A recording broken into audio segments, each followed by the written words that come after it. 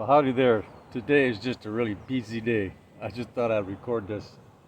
They're doing this every day. It's kind of nice day today. So every day. So if she's laying 3,000 maybe a day, up to that. After 21 days or so, the cycle starts. So they'll take care of their own cell when they come out, and then they'll start following the queen around, get her pheromones on them, and then start working on the comb or feeding the cells. About 3 to 7 days later, they'll come out. So you get that 7-day cycle. So every day, another 7 days, and you got this. So I'm gonna call this a soothing video. Today is the 5th of May of 2025, and here they are, busy girls.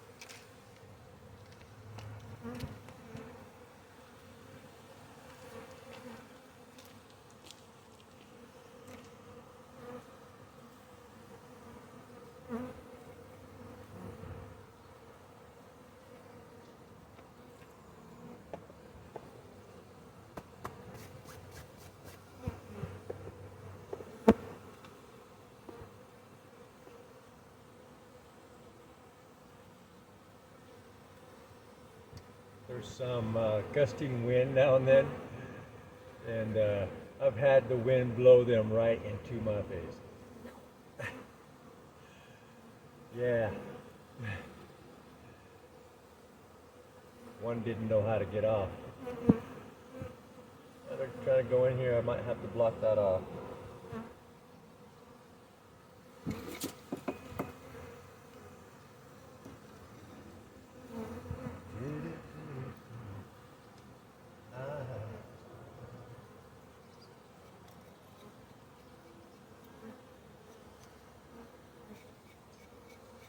I let you drive around my mouth. I can't tell the time you make me feel like made me like a fool, like a fool. Okay, see how that goes. Keep wanting to get in there. I'll probably come up with some. I'm gonna be redesigning a lot of things. What I got set up, I just threw it together because I was in desperate mode to save my girls late last fall. And I just haven't taken it apart yet to rearrange it and put my new design in. But when I do that, when I put that new design in, I'll record that new design. Yeah, they're newbies, they don't know no better. What's underneath? I don't go underneath here. So I'll get something and put that there so they're not getting confused. Yeah. It was like this yesterday too.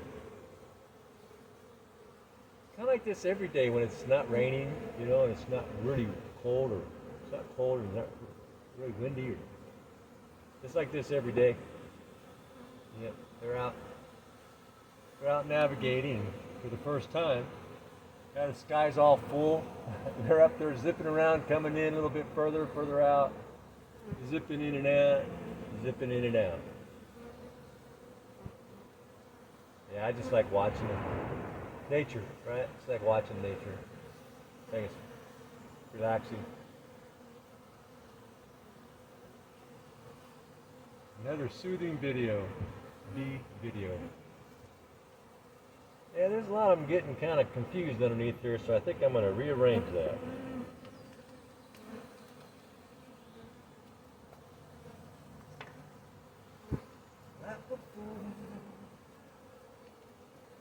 You ain't nothing but a liar.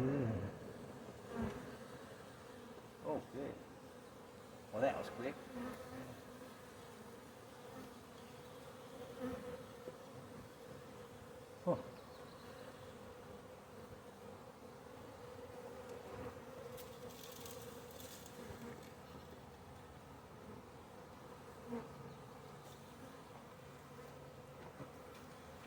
Yeah, they can still get out if they need to, but at least they're not going to be flying right in there. Easy fix. Just use some wood later on. Oh, this looks like about the right size. Yeah, I have a hard time throwing away stuff that I think that I might be able to incorporate into something in the future. I got a lot of stuff that's just kind of laying around and go, oh, there's something. And then it's being used.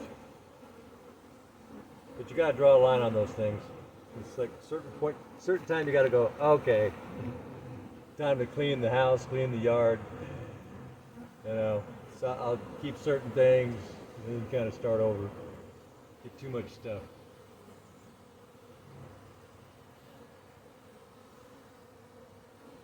Busy girls. So I put a decoy.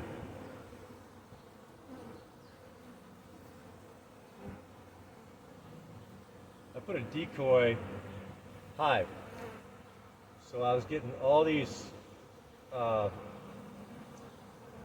gnat beehive beetles and gnat hive beetles, and they were swarming inside. I mean, they were just swarming this hive, getting in.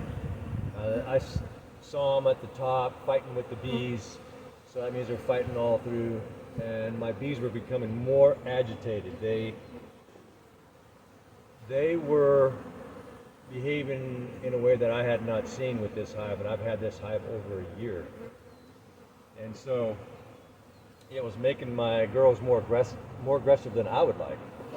I thought they were too passive, but then these black beehive beetles, these black hive beetles, were making my girls more aggressive and more than I wanted. So I put this decoy, I had some sugar on top, and there was already some hive beetles in there, mite beetles, so I just transferred the top from this one to that one with some sugar already on it, along with the hive beetles. And so then I took them all out, cleaned, bobbed them, and then I looked today, and there was about 35-ish or so gnat hive beetles in this decoy. I took them all out. So the decoy kind of worked, and I really I haven't noticed anywhere as near as many gnat beehive beetles or hive beetles getting in this one. They're over here. Decoy, right? Diversion. And so, yeah, those little nuances, that we come up with in our head, and we go, I wonder. And so, yeah, I wouldn't doubt if there's already some in there. Nope. Well, it wasn't that. It was only a few hours ago, so, and I haven't really seen many hive beetles, gnat hive beetles around. I haven't seen that many. A month and a half ago, it's like they more and more and more and more over the days, and then it just got to where there was thousands of them coming in to the hive. I've watched them fly into the hive, all through little cracks and crevices. So I taped everything up, put a foam at the top, the two boxes, the super where it comes together with the brood box. I put a little thin foam all the way around that seam because I got the queen divider there, right? So that the queen can't go up into my super. And so I had two cracks there. I had one crack where the brood box met with the queen divider, and then I had the other crack where that divider met with the super. And they were just going in at will, those little hive beetle gnats, or gnat hive beetles. And so I got this foam all snugged up against that seam, and they just bounced around, couldn't get in. They bounced around this other seam I got here, couldn't get in. Same thing with the marauders all day. Anytime I come out here and check, the marauders were here trying to get in this hive. They couldn't get in anywhere, so they would bounce. They'd land on the entryway and then bounce right up because there's so many bees coming in and out. They didn't stay very long, just like bounce, test the entry, and then they fly up back and around the hive, trying to get up at the lid. So the marauders from other hives, they're going to always test our hives every day. And so we just got to make sure that we don't give them any entryway besides the front entrance. And I purposefully try to keep my entrance narrow. So when I close them up at night, I just leave a little hole.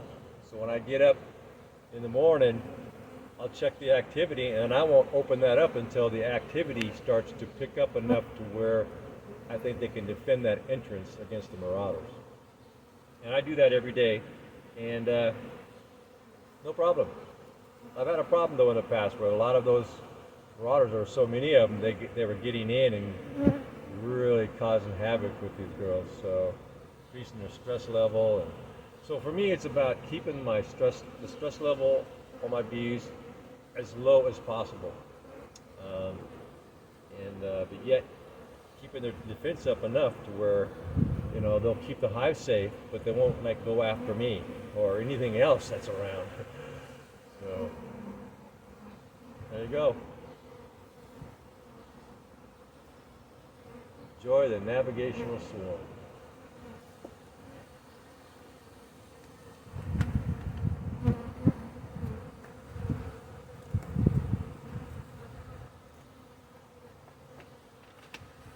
Subscribe, thumbs up, ring the bell.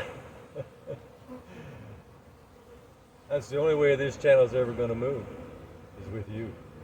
Make it move. That'd be so humble and kind of you.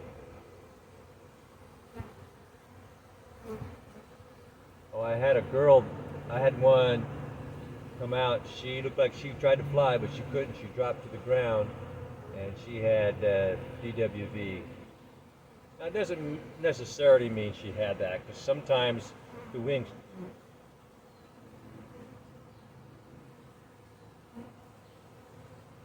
don't form all the way. Just deformity. Something got in there. Something happened. They didn't get fed properly, or the temperature didn't stay correct. And so you can get a deformed wing just naturally anyway, without DWB. But because I've seen it actually probably 3 of them in the last 2 weeks, that most likely that disease is still in there. But because the hive is so healthy, I don't see hundreds of them every day like I used to. What I used to like to do is clean up every morning, clean up any dead bees or any bees that were dying or whatever. I would do that every day because that was my way of monitoring my hive, the health of my hive. And gradually I saw more and more, to the point I would see hundreds, at least 100 a day sometimes. Well, you get the point. There was a dramatic increase of girls that didn't have no wings, and so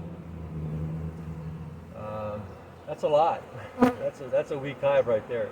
And if you just see one now and then, and you monitor your hive every day, and you just see one now and then, I wouldn't worry about that. They can pick up that virus anywhere on a flower. They can pick that up. It's about keeping your hive healthy, right? So keep the royal mite count close to 0 as possible, which is what I do. And there you go. Subscribe, thumbs up, and the bell. Appreciate it.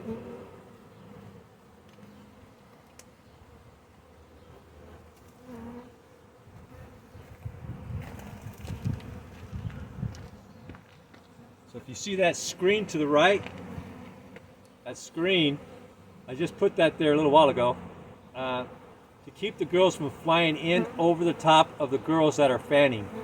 So the girls that are fanning, they go over to the right and they stay out of the traffic. Some of the girls, they get their head down on the left and they're just going to fan. And they don't see that open spot to the right. They just come out and they start fanning. But some of them catch on and they go over to the right, and then they fan on the right. And they move around really slow, You can kind of see here.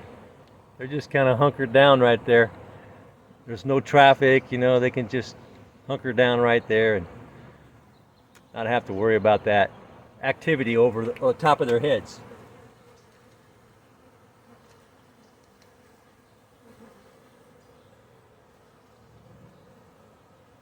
Some of them get it, some of them don't.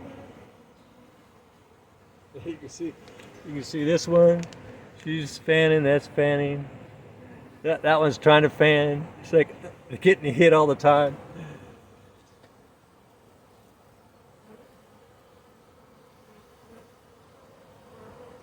I've seen the fans. I've seen like 20 clusters of girls on the right fanning. At least.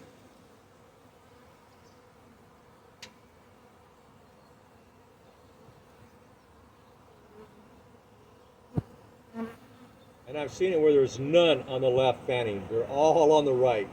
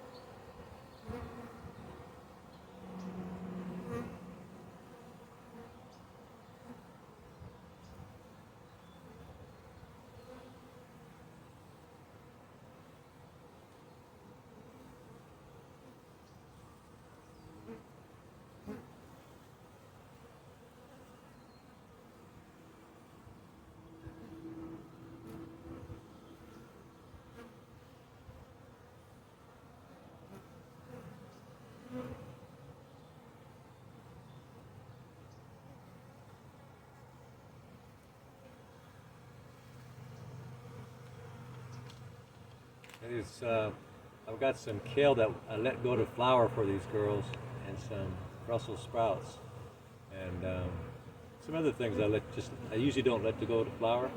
And I've noticed just a little while ago that there is all kinds of different bees. Carpenters.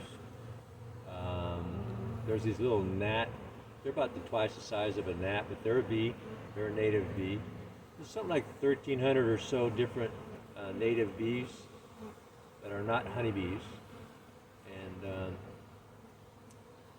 yeah, I think I got like about a dozen different varieties of different kinds of bees in my flower garden where the kale and Brussels sprouts are flowering. Yeah, lots of them. Different kinds, from almost gnat size all the way up to these girls. I haven't seen any bumblebees in there. They're more like into my cherry tree when that's flowering. They're more into my blueberries, the bumblebees. They're in my blueberries a lot. They're in my blueberry flowers more than my honeybees. And they're actually in my cherry tree. Well, last year they were in my cherry tree more than my honeybees, but the honeybees were in my cherry tree more this year than they were last year. Why? I'll never know. Ah, let you ride around my mind.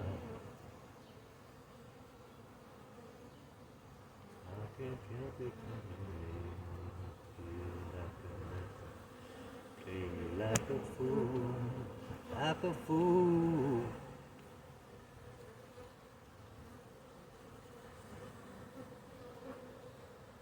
You ain't nothing but a liar.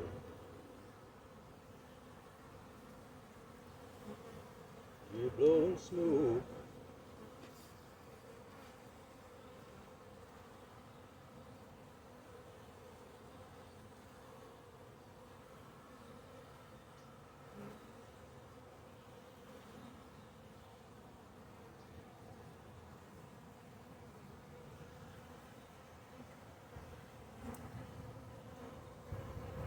I just find it so relaxing.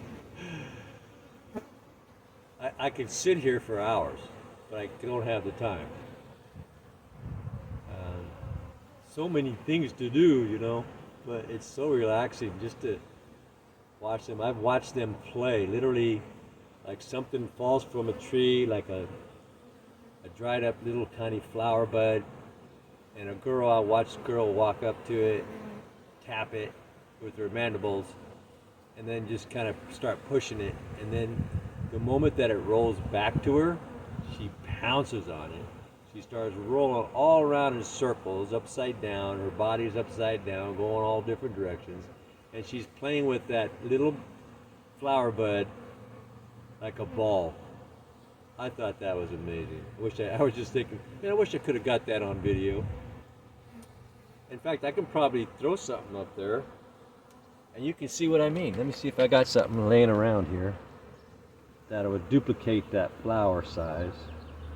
I don't know. I'll see what I have around here. What do I got? What do I got? I don't know. That's styrofoam. I don't think they're gonna go after the styrofoam. Are you gonna play with the styrofoam? No? What about this thing? What is that? That's a flower bud. Play with this?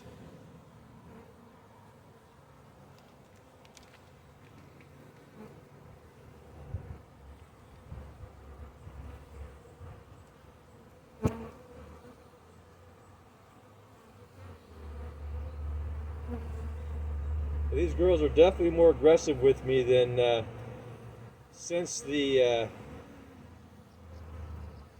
black gnat hive beetles. They are definitely more aggressive with me and I've had these girls over a year, and I do not remember them being this aggressive with me. And I did not see any of those black gnat hive beetles last year. Oh, that little bud thing, flower bud thing, and it's getting pushed inside. Well, they didn't play with it. I wanted to get that on camera. They're not in the playing mood. Maybe in the mornings when they're first coming out.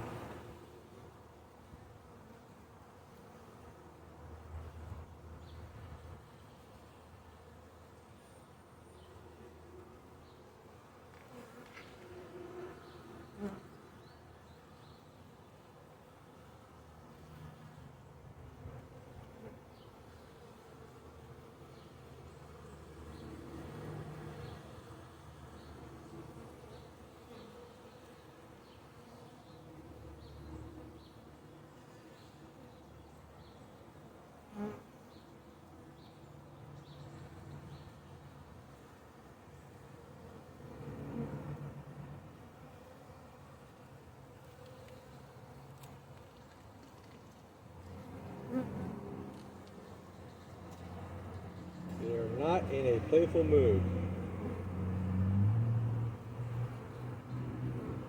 They're serious and they're down to business. It's all about protecting the hive right now and bringing in the food.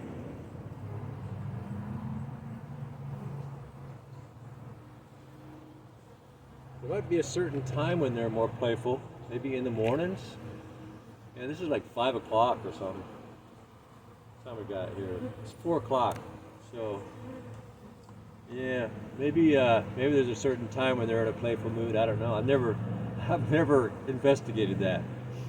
Now I'm curious.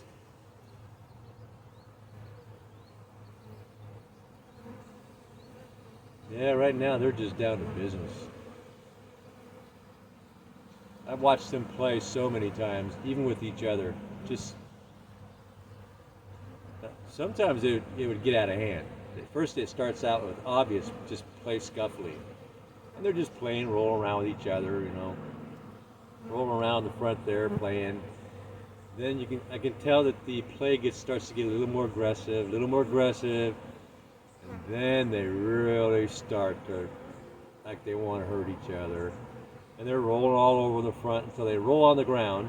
And once they hit the ground, it's like, oh yeah, I'm sorry, I got a little aggressive. Yeah, me too. Then they just fly back up into the hive. It's kind of interesting to watch that kind of nature that they have, playful nature.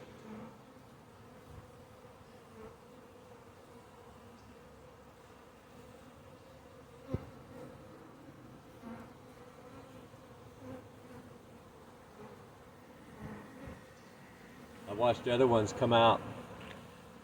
Sometimes they're really big ones. I guess you can call them a guard. They're bigger than the other ones on average. And that guard, she comes out and she starts attacking all the bees that are out in front. And sometimes there was bearding going on. So this girl's out attacking all the girls that are just hanging around bearding and trying to cool the hive, and she's attacking everybody. And they're all trying to get away from her because she's being so aggressive, like a bully. And they're just trying to get away from her. And some of them find their way back into the hive. But she's just out in front of the hive, just maybe practicing her guard duty and using them as stooges. I don't know. She may attack like 5 or 6 or 7 before she gives up on attacking everybody, and because they all escape and get away from her. Some of them would even fly away and buzz around in front of the hive until she gets distracted by another one. Then they would land back down. Oh, there's a drone right there. He's going in. He just went in. I have not seen very many drones this year. Last year, thousands. I saw thousands. I killed hundreds of them because they were coming back there were so many hundreds of them coming back to the hive to get fed and they were consuming the resources in the hive, so I just started, the ones that would come back, I would take them out, try to take them out before they got into the hive, when they were crawling in. Yeah, I took out hundreds. They just reduced the resources. They don't go out and they don't mate. They can keep coming back for weeks and weeks. Just taking the food from the hive.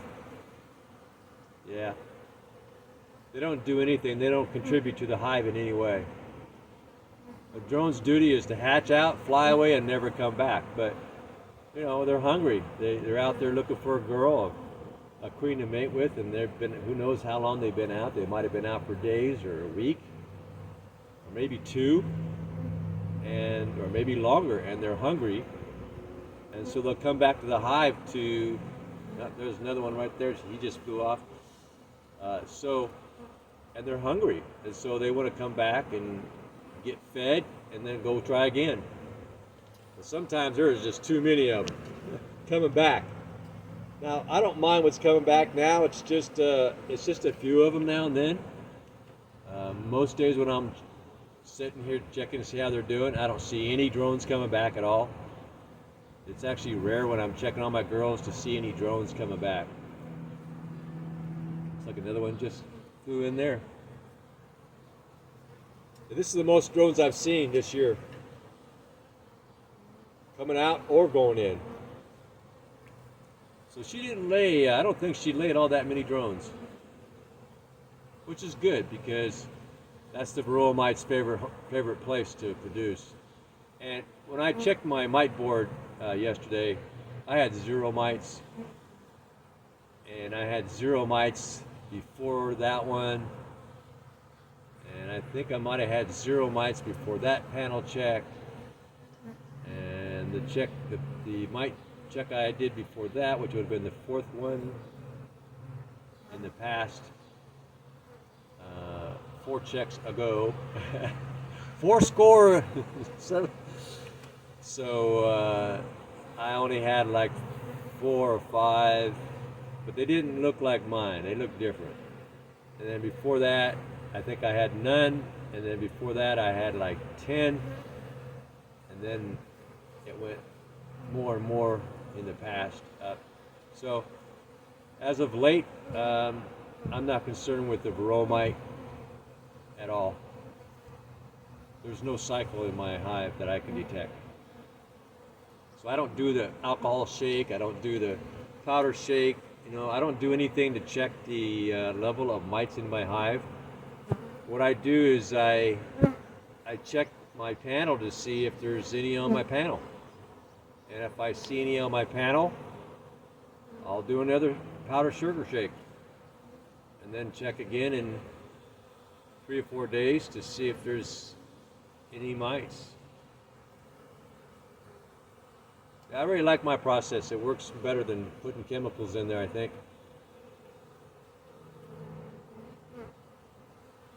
I just sprinkle powder on the top, take the lid off, sprinkle powder on the top. It creates a smoky, sugary, smoky environment.